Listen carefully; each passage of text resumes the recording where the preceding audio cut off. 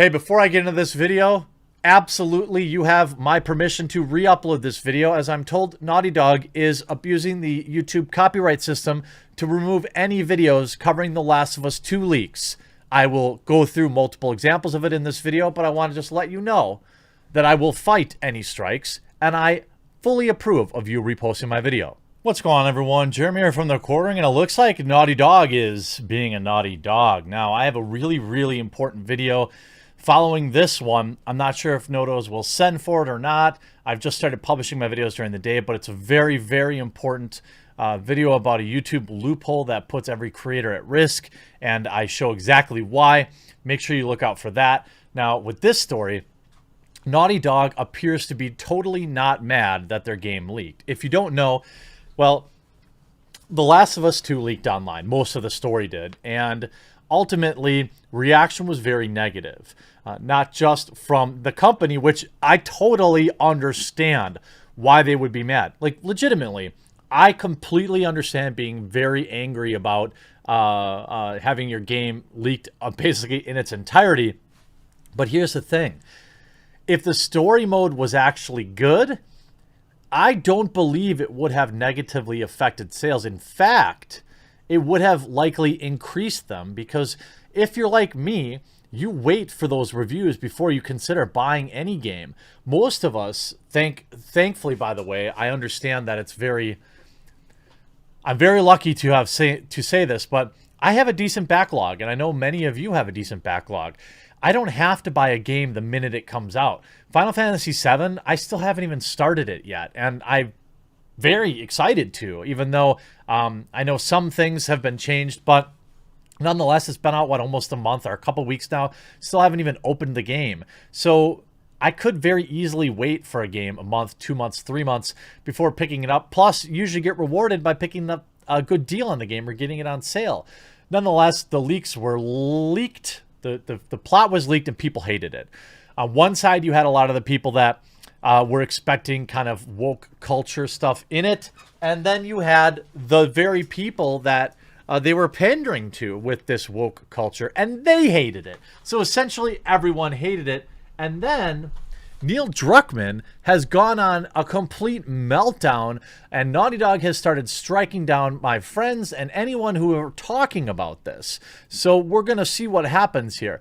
Here's Jeremy from Geeks and Gamers. I'm not doing anything until I talk to my lawyer about this morning.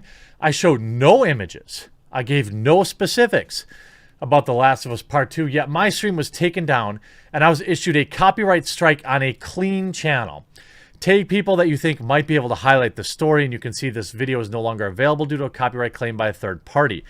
This is exactly why I invest so much money into our website to be rebuilt.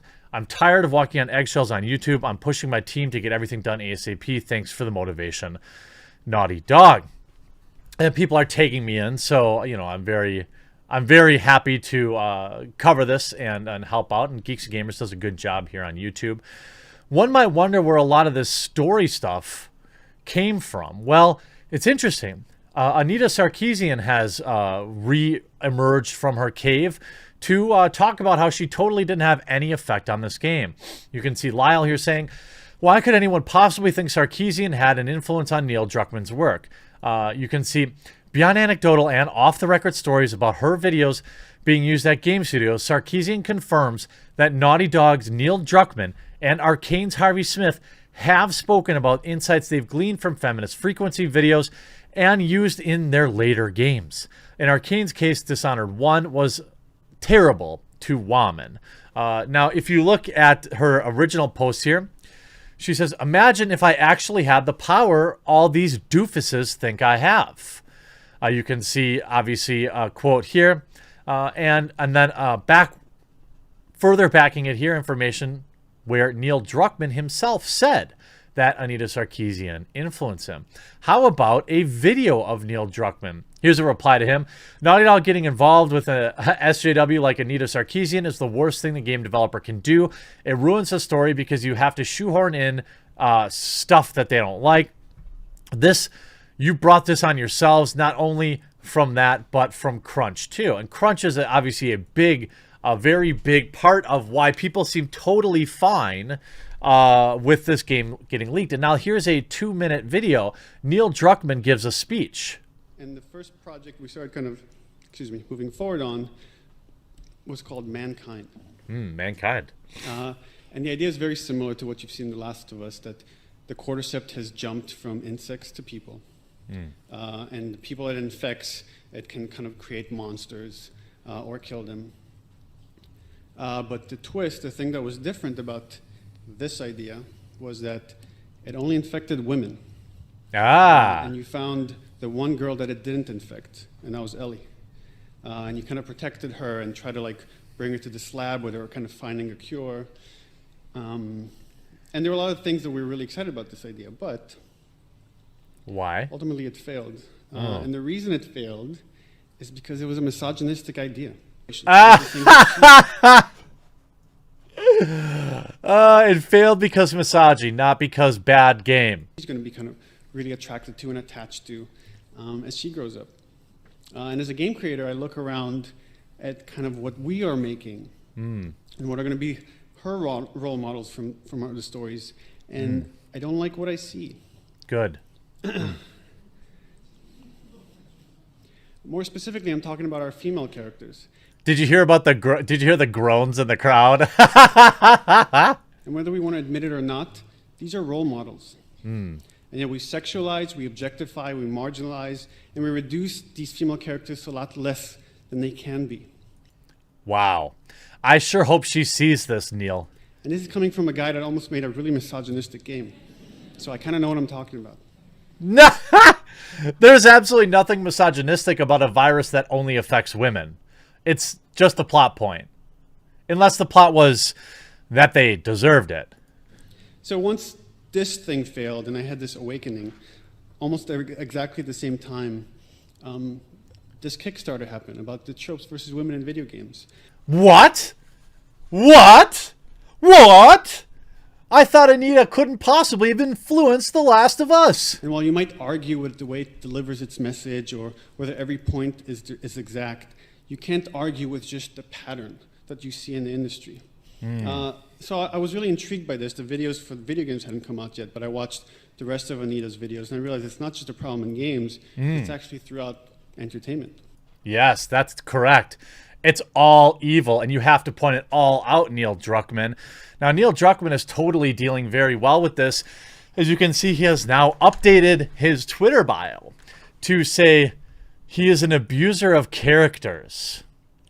Now, this is because of all of the pushback that he's gotten for, as many have said, destroying characters. You can see Neil saying he's heartbroken, but we can look at the we can look at the reply, and you can see bonding into comics here. Please stop. I know that the constant barrage of people telling you how terrible you are likely has built up some kind of callous to it, but stop. Take a look at yourself, set your ego aside, and please ask yourself if you could have done a better job leading your team. And you can see reason revealed why disgruntled employee leaked. Reason revealed why disgruntled employee leaked The Last of Us 2. Everyone please read and repost. A source that works at Naughty Dog revealed recently why the leaks happened. The reason was indeed a pay dispute. That is not the whole story. Hundreds of furloughed staff had approached Naughty Dog to ask for an advance of post-release bonus they are contractually obliged to receive. A common industry practice is to underpay workers during production and promise them a huge bonus 6 months after the game's release. The better the game sells, the higher the bonus. We've seen this with Borderlands 3, for example. So some employees are hoping to use their bonus to weather the Koof storm and provide for their families. Naughty Dog flat out refused the request to advance them even a portion of their future bonus. The insider says that employee was told that his contract stated he would be paid out 6 months after the game released, or not at all. The employee was threatened with termination for making the request. The studio was worried more employees would demand their bonuses now if they gave this one employee their bonus early. To add insult to injury, senior staff, including Neil Druckmann, asked for and received their bonuses early. If that's true, wow. The leaks were a way forcing the studio to release the game sooner than later. The leaker is risking their career and financial ruin so that fellow abused workers can get their piece of the pie a lot sooner. Wow. Wow. But that didn't stop angry Neil Druckmann from taking to his Instagram and posting this, using a Kurt Cobain quote, of course, because he's just like Kurt Cobain. At this point, I have a request from our fans. If you in any way hate certain groups of people of different color or women, please do this one favor and leave us the F alone. Don't come to our shows and don't buy our records. Is this the if you don't like it, don't buy it? I don't think that worked very good for Battlefield, which, by the way, just wrapped up production early because sales were so terrible. Are you kidding me, Neil Druckmann? Did you really just insinuate that if you don't like the story, then you must have a problem with gay folks? If you don't like, this is almost worse. This is not just if you don't like it, you don't buy it. It's like if you don't like it, you're phobic or you're an evil person.